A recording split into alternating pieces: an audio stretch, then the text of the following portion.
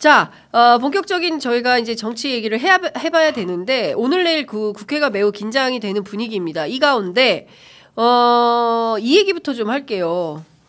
나는 되게 기가 막힌데 무슨 기자들을 골라봐다.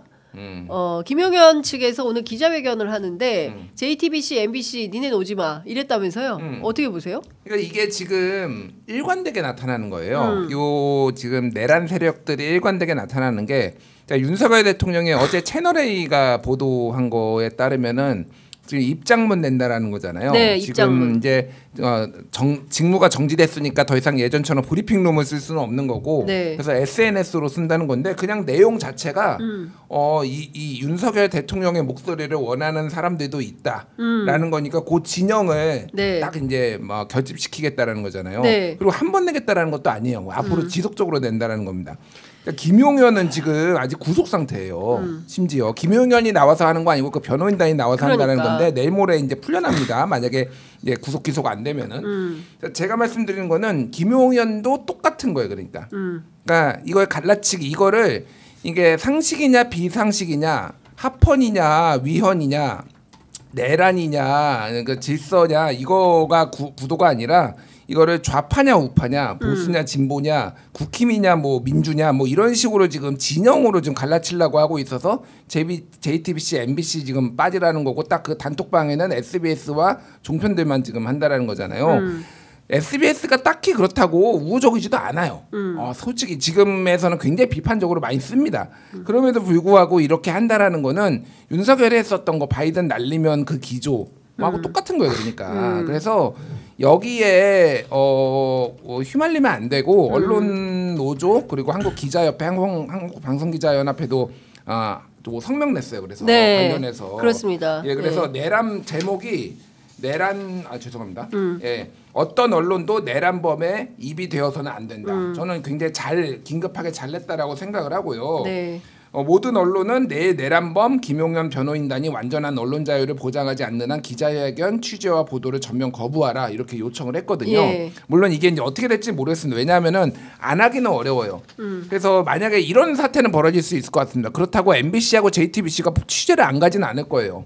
갈 거예요. 그러면은 이 변호인단이 저희는 MBC하고 JTBC 있으면은 우리 말 안 할 거예요. 이렇게 할 수도 있어요. 네. 그러면 그 상황에서 기자들이 같은 동료 기자들이 네. MBC하고 JTBC 나가라? 이건 미친 짓이에요, 그러니까. 그럼 아예 그러니까 거부를 하면 되는 거예요. 네, 그걸. 니들이 아쉬워서 하는 건데 기자회견. 그렇지. 그래, 우리 취재 안 할게 그러면 이렇게 정도는 해줄 거라고 저는 믿습니다. 네. 네. 그러니까 어떻게 보세요? 이게 사실은 저는 계속 주장하는 게 좀 맥락이 같은데 내란 상황이 지금 끝났다고 보지 않거든요. 맞습니다. 내란은 제가 말씀드린 대법원 판례도 그렇습니다. 상태범, 계속범이라고 봐요. 윤석열이가 저 건자에 지금 있다고 봐야 됩니다. 네. 한덕수도 거기 부하 내동을 하고 있고 그래서 윤석열이 구속되거나 하여튼 그 정도가 탄핵되거나 그 상황이 될 때까지는 내란 상태 지속된다고 보고 가장 저는 언론 또 이 메이저 매체에서 좀 안 좋은 게 지금 좀 전에 말씀했지만 정치하듯이 얘기를 해요.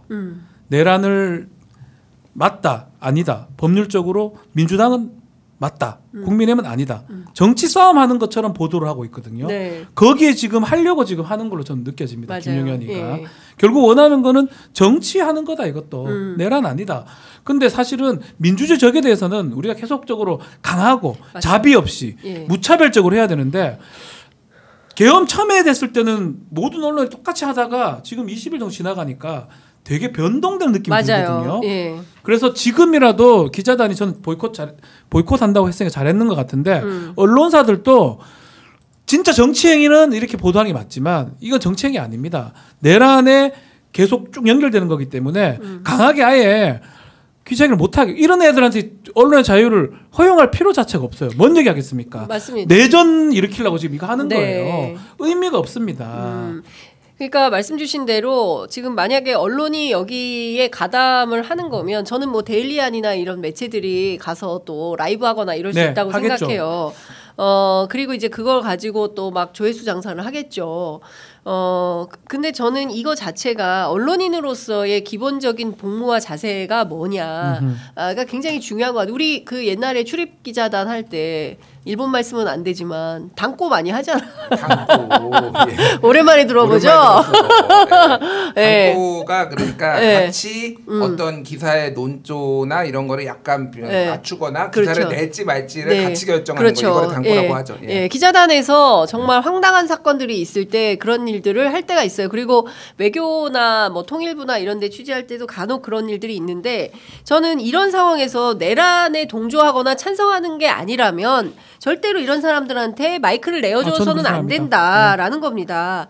그리고 기자들을 갈라쳐서 너는 되고 너는 취재 안 돼. 저는 이런 발상을 어떻게 민주주의 국가에서 할 수가 있는 건지 자기들이 뭘 그렇게 대단한 행동을 했다고 그 칭찬받을 일이 아니잖아요. 고개 숙이고 이제 옛날 같으면 사카 쓰고 살아야 되는 사람들이 언론 자유를 침범하고 침해하는 사람한테 또 그런 세력한테 언론 자유를 인정할 필요가 없습니다. 저는 민주주의적 방어적 민주주의 얘기를 계속 했지만 더 강하게 해야 된다고 보거든요. 지금 동조하는 국민의힘이나 그 평론하는 사람도 사실 저는 문제를 삼아야 된다고 보는데 언론 기관 자체가 거기 탁 끼어들어가서 만약 지금 원하는 거는 결국은 이거는 정치 게임이다라고 하려고 하는 거거든요. 그렇죠. 그런 사람들도 또 그런 언론 기관도 아주 단호하게 좀 대처를 해야 된다. 이 지금 위기를 극복하려면 그 생각을 제가 지울 수가 없습니다. 그래서 제가 좀 무리하게 좀 얘기를 하는 겁니다. 아니요. 박 변호사님 무리한 게 아니라 이 사람들이 무리한 거예요. 네. 박 변호사님이 그 맞는 논조인 거죠. 저는 정말 폐간시켰으면 좋겠어. 이 정도 무리한 거잖아.